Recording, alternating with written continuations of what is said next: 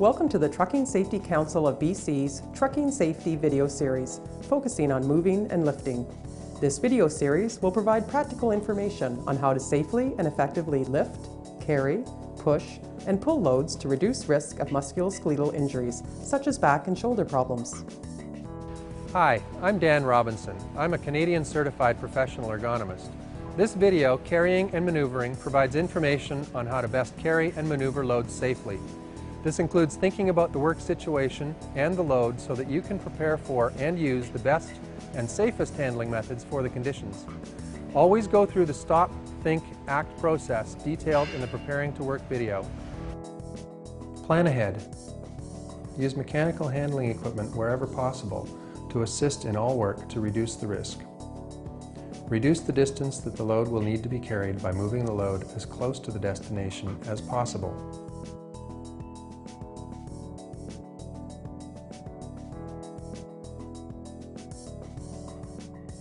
Walk the route first and make sure you have a clear path.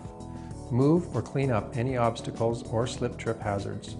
Open and unlock any doorways.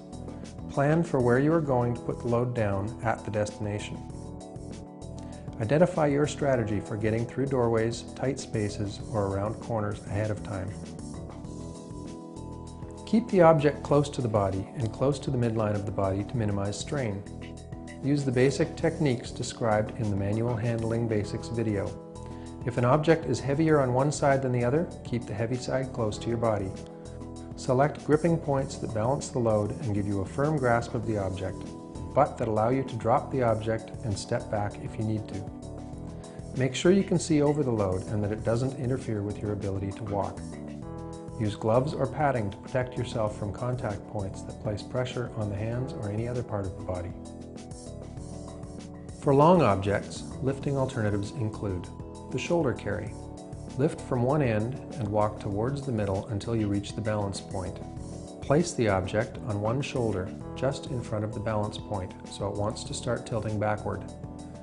Control the position and angle of the object with your hand. Watch your turning radius. An alternative is the knuckle height carry. Lift from one end and walk towards the middle until you reach the balance point with the hands and the object at waist level. For two-person carries, have a plan to communicate clearly. One person leads and one follows directions.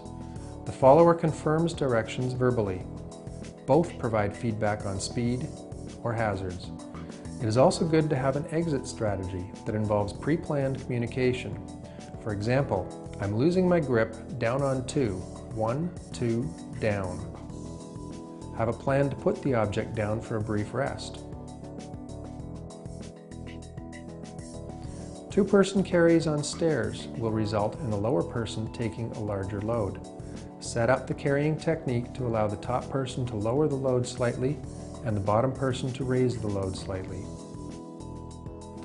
A third person can be useful as a scout or door holder. To maneuver heavy, awkward items around corners or through tight doorways, protect yourself by maintaining a strong neutral posture throughout. Beware of finger pinch points between the object and doorways, walls, or railings. Don't force it, it either fits or it doesn't. If tipping large objects on their side, check overhead clearance, for example light fixtures in stairwells. Tip, walk the object, and turn it to negotiate corners. This concludes the video, Carrying and Maneuvering, part of the Trucking Safety, Moving and Lifting series. If you have any questions or are looking for more information, please contact the Trucking Safety Council of BC.